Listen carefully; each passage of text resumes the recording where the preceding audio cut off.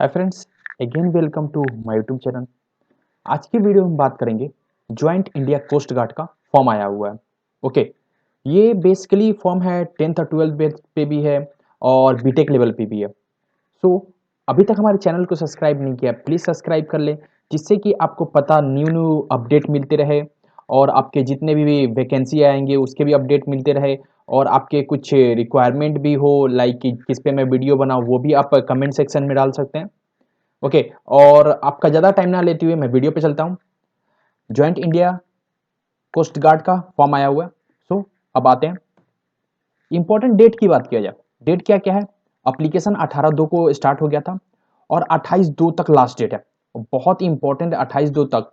Okay, और ये आप इसका एग्जाम का डेट भी, टेंटेटिव एग्जाम का डेट अनाउंस हो चुका है, लेकिन ओके, ये डेट चेंज भी हो सकता है, वो भी मैं दिखाऊंगा आपको। और एडमिट कार्ड अभी नहीं आया हुआ है, जब भी कोई नोटिफिकेशन आएगा एडमिट कार्ड का तो मैं आपको अपडेट कर दूंगा। अब बात करते हैं एप्लीकेशन फी के बारे में। चार्जेस क्या लगेंगे इसके? जनरल और ओबीसी का 250 रुपये चार्जेस है। ओके, एससी एसटी के लिए कोई चार्जेस नहीं है।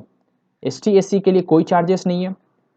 ठीक है, अब आप इसको पेमेंट करते हैं, ऑनलाइन पेमेंट कर सकते हैं, डेबिट कार्ड, क्रेडिट कार्ड, जैसे चाहें आप पेमेंट कर सकते हैं। अब बात करते हैं कितने पोस्ट हैं, क्या पोस्ट है, किस लेवल पे पोस्ट है, वो देख लेते हैं। वैकेंसी और जनरल ड्यूटी का पोस्ट है, सीपीएल का पोस्ट है, एसएसए का, टेक का है, इंजीनियरिंग का। ओके, और इलेक्ट्रिकल पे भी है। तो टोटल बात किया जाए तो 50 पोस्ट है जनरल ड्यूटी प्लस सीपीएल का। ओके, और इंजीनियरिंग लेवल पे आपके बात किया जाए तो 15 पोस्ट है। और ये भी आप यहाँ पे नोटिस पे देख सकते हैं, ये टेंटेटिव है, अभी कोई फिक्स नहीं है, डिपेंड करता है अवेलेबिलिटी ऑफ ट्रेनिंग स्लॉट्स, कितने ट्रेनिंग के टाइम पे स्लॉट्स खाली हैं। ओके, ज्यादा अगर खाली है तो वैकेंसी बढ़ भी सकता है, कम खाली है तो वैकेंसी कम भी हो सकता है। ओके, ये आप नोट्स पे देख सकते हैं। ओके, अब बात करते हैं किस पोस्ट पे क्या है, क्या एलिजिबिलिटी है, कौन फॉर्म डाल सकता है, वो देखते हैं। जनरल डिप्टी या पायलट नेविगेटर के लिए बेसिकली आपको क्वालिफिकेशन हो जानी चाहिए, बैचलर डिग्री, 60% मार्क्स होना चाहिए ऑल सेमेस्टर में, ओवरऑल 60% मार्क्स। और मैथ में आपको 10+2 में आपको मैथ होना चाहिए। और ये भी है कि अगर आप 1/7/1998 टू 30/6/2002 तक के बीच में आप जन्म लेते हैं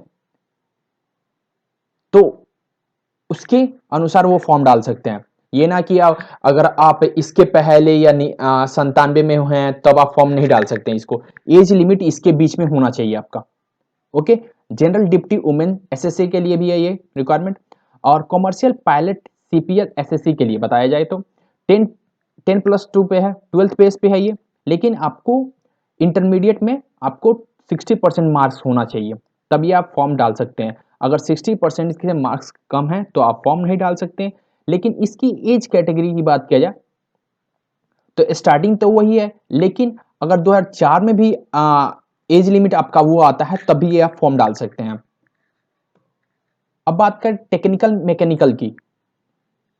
ठीक है, इसमें बीटेक वाले डाल सकते हैं इंजीनियरिंग लेवल पे, इन नेवल आर्किटेक्चर हो या मैकेनिकल हो, मैरीन में हो, ऑटोमोटिव हो या इंडस्ट्रियल टाइप में हो, प्रोडक्शन में हो, मेट्रोलॉजी हो या डिजाइन में हो, एरोनॉटिक्स, एरोस्पेस, ये सारे को 60% मार्क्स चाहिए।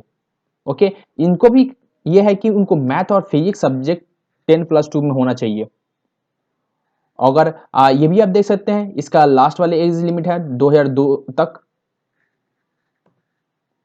अब इलेक्ट्रिकल एंड इलेक्ट्रॉनिक्स की बात किया जाए तो इसमें भी 60% मार्क्स मांग रहे हैं और वो भी 10+2 में आपको मैथ और फिजिक्स होना चाहिए। अब बात करते हैं, मैंने बहुत से देखे हैं, कमेंट भी आते हैं कि सर ये मैंने नोटिफिकेशन नहीं डाला, फॉर्म डाल दिया, फॉर्म गलत हो गया। प्लीज़ प्लीज़ आप सबसे पहले नोटिफिकेशन एक बार पढ़ लो, और उसमें आपको कुछ डाउट होता है उसके बाद मुझे कमेंट करो, मैं सब कुछ बता दूंगा आपको। हम हो जैसे मैंने बात किया था कि एडवर्टाइजमेंट देखा जाए, इसका क्या एडवर्टाइजमेंट है। ब्रांच मैंने आपको ब्रांच बात कर लिया, क्या क्या पोस्ट है, किस पोस्ट पे है और कितने परसेंट मार्क्स पे, एग्रीगेट मार्क कितना होना चाहिए आपको, ये सब हमने बात कर लिया। अब बात करते हैं सिलेबस पे। क्या क्या सिलेबस है, कैसे सिलेक्शन होगा, वही बात कर। सिलेबस की बात किया जाए, स्टेज 3 तक एग्जाम होगा, स्टेज 3 तक एग्जाम होगा। फर्स्ट स्टेज में होगा क्या, 400 नंबर का एग्जाम होगा फर्स्ट स्टेज में। ओके, इंग्लिश से 25 क्वेश्चन होंगे, रीजनिंग और न्यूमेरिकल एबिलिटी से 25 क्वेश्चन होंगे, जनरल साइंस और मैथमेटिक्स एप्टीट्यूड से 25 क्वेश्चन होंगे और जनरल नॉलेज से 25 क्वेश्चन होंगे।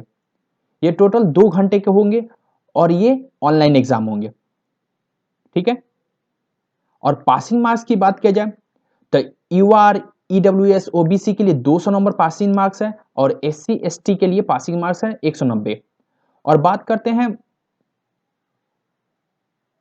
और सब्जेक्ट वाइज बात किया जाए तो यूआर ईडब्ल्यूएस ओबीसी के लिए 50 नंबर है, एससी एसटी के लिए 45 नंबर है।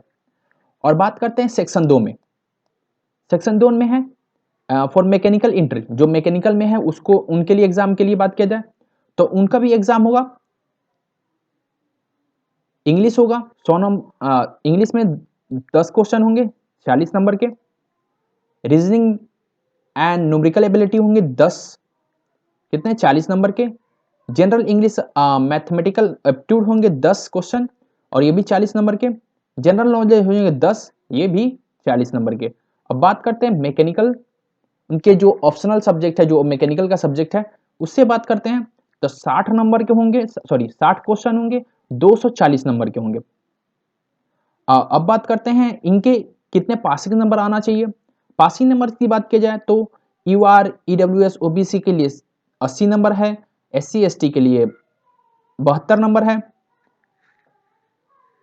और ओवर यूआर ईडब्ल्यूएस की बात किया जो मैकेनिकल में है, जिनका क्या बोलते हैं सब्जेक्ट में 120 नंबर आना चाहिए कंपलसरी, एससी एसटी के लिए 108 नंबर आना चाहिए कंपलसरी है। ओके, ये भी ऑनलाइन एग्जाम होगा, 2 घंटे के एग्जाम है। अब बात करते हैं सेक्शन 3 का, इलेक्ट्रिकल और इलेक्ट्रॉनिक्स के लिए।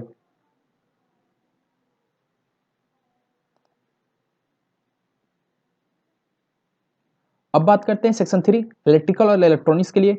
इसमें इंग्लिश भी 10 क्वेश्चन होंगे 40 नंबर के, रीजनिंग और न्यूमेरिकल एबिलिटी होंगे 10 नंबर, सॉरी 10 क्वेश्चन 40 नंबर के, और जनरल साइंस और जनरल नॉलेज दोनों 10-10 क्वेश्चन होंगे 40 नंबर के।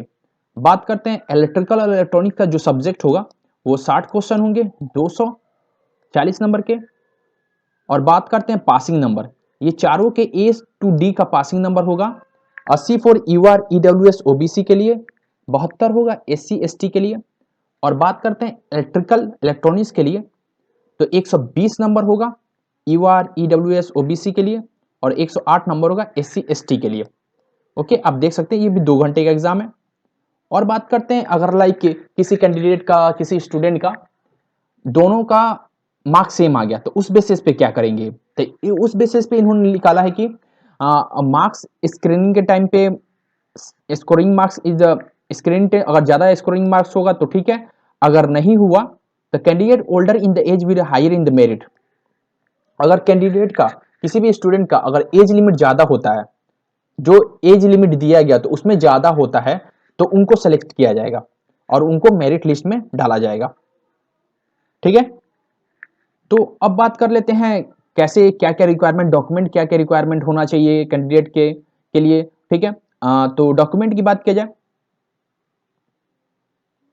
हाँ कैंडिडेट साइन सिग्नेचर इमेज होना चाहिए, इमेज जो होगा उस पर सिग्नेचर होना चाहिए आपको, scan clear left hand thumb impression भी होना चाहिए इमेज पे, डेट ऑफ बर्थ सर्टिफिकेट होना चाहिए, compulsory document upload by the all the candidates during the stage 1।